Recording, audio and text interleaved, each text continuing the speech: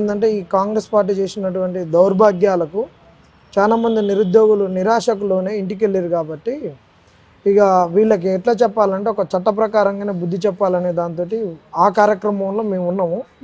మీరు ఏదైతే అన్నారో ఇప్పుడు వాళ్ళు కొత్తగా గ్రూప్ 1 అయితే ఇక్కడ చట్ట ప్రకారమే మేము సమాధానం చెప్తాము అంటున్నారు. సో చట్టం ఎవరికి చుట్టాలు కాదనే సామెత కూడా ఉంది. సో అది నిజమయ్యే పరిస్థితి ఉందా ఇప్పుడు ఉండే పరిస్థితిలో? అయితే వాస్తవానికి మీరు చెప్పింది అది ఒక సామెత లెక్కనే మిగిలిపోతుంది. ఎందుకు మిగిలిపోతుంది అంటున్నామంటే సామాన్యులు ఏదన్నా మాట్లాడితే కోర్టులు దాన్ని కంటెంప్ట్ ఆఫ్ ది కోర్టు కింద కేసు పెట్టి వాళ్ళని అరెస్టులు చేస్తారు, జైలు శిక్షలు వేస్తారు.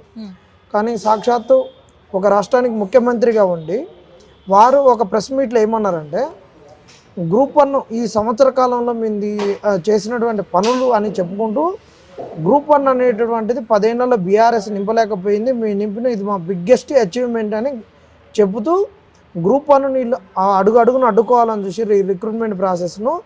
కానీ హైకోర్టు సుప్రీంకోర్టు మాకు అండదండలుగా మాకు బాసటగా నిలిచినాయని మాట్లాడారు ముఖ్యమంత్రి గారు. కోర్టులు బాసటగా నిలవడం ఏంటి? ఇది చాలా అసలు ఈ స్టేట్మెంట్కు కోర్టు ఇమ్మీడియట్గా ఆయన మీద కేసు పెట్టి లోపటేయాలి.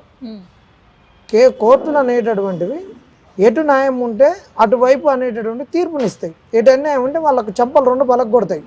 కానీ బాసటగా నిలగడం అనేటటువంటిది ఏంటిది అంటే ఎప్పుడన్నా బాసట అంటే వాడు తప్పు చేసినా ఏం చేసినా వాడు నావోడు అనుకున్నప్పుడు ఒక పక్షపాతంగా జరిగేటటువంటి ధోరణి బాసటగా నిలవడం అనేది ఉంటుంది.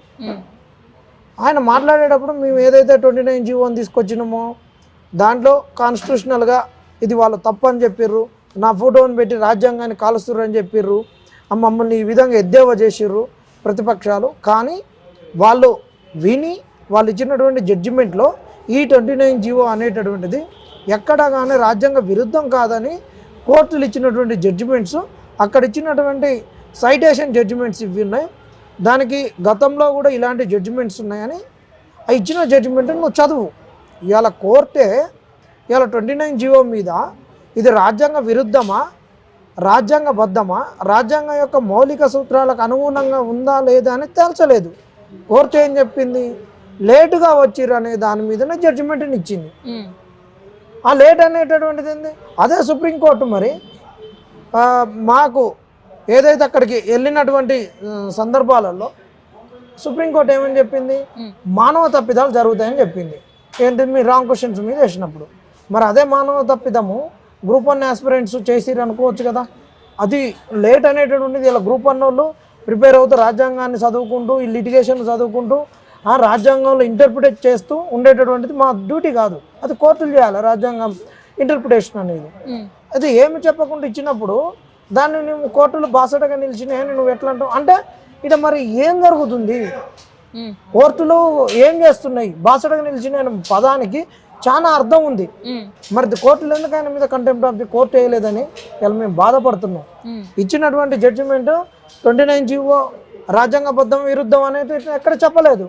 చెప్పనప్పుడు ఆ 46 జీవో నుంచి సుప్రీంకోర్టులో కేసు ఉన్నప్పుడు 900 పోస్టుల కాడ స్టే వచ్చినప్పుడు ఇంకా ఈ రెండింటిని తేల్చినప్పుడు ఇంకా ఆయన రాజ్యాంగబద్ధంగా నోటిఫికేషన్ ఇస్తాడంట.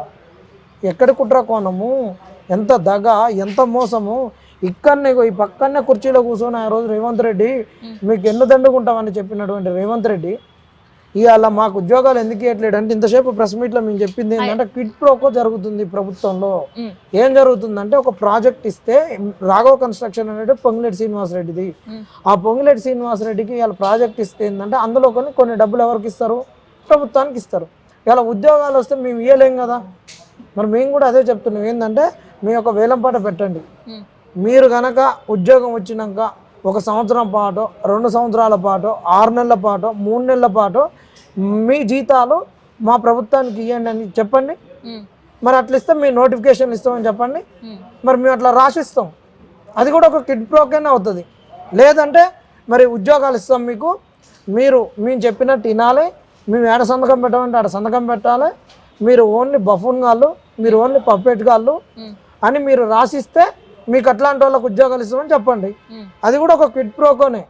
ఇలా మీరు రాఘవ కన్స్ట్రక్షన్ అయితే ఏదైతే ఇచ్చిర్రో మెగా కృష్ణారెడ్డిని అరెస్ట్ చేస్తాం అది ఇది అని చెప్పి కాళేశ్వరం అంటే ఒక ఏటీఎం అని చెప్పారు కదా, ఆ ఏటీఎం ఓపెనింగ్ రోజు మేమే ఉన్నాం నిరుద్యోగులం, గాంధీ భవన్ దగ్గర పెట్టిర్రు. ఆ ఏటీఎంలను మేము డమ్మీ ఏటీఎంలను తీసుకొని పోయి జనాలలోకి చూపించినాం. అదంతా చేసింది మేమే. నిజంగానేమో వీళ్ళు వచ్చి అరెస్ట్ చేస్తారేమో, మెగాన్ వీళ్ళని అందరిని అరెస్ట్ చేసి లోకల్ బొక్కలేసి వీళ్ళు చెప్పింది ఏంటంటే చేస్తామని చెప్పారు. తర్వాత మీకు ఇచ్చేటటువంటి కన్స్ట్రక్షన్లో ఏదైతే ఉంటాయో కాంట్రాక్టులు అన్నిటిని కూడా చిన్న చిన్న వాటిని చేసి ఎస్సీ ఎస్టీ బీసీలకు అందరికి కూడా మేము కాంట్రాక్టులు ఇస్తాము. దీనికి కూడా ఏంటంటే బ్యాంకుల ద్వారా మేము ముందస్తు లోన్లు ఇప్పిస్తాము.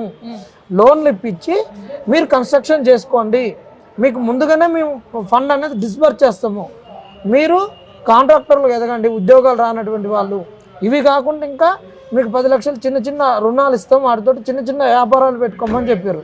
ఈరోజు క్విడ్ ప్రోకో వాళ్ళకే కన్స్ట్రక్షన్లు అన్ని ఉద్యోగాలు కూడా మరి అలాంటి ఇస్తారేమని మాకు మేము డైరెక్ట్ రేపు ప్రకటన ఇస్తాం. మేము ఇలాంటి క్విడ్ ప్రోకో ఇస్తాము, నిరుద్యోగులు మాకు ఉద్యోగాలు ఇవ్వమని చెప్తాం. అలా లిస్టు రాసిస్తాం, వాళ్ళకి ఇవ్వండి అని చెప్తాం. మరి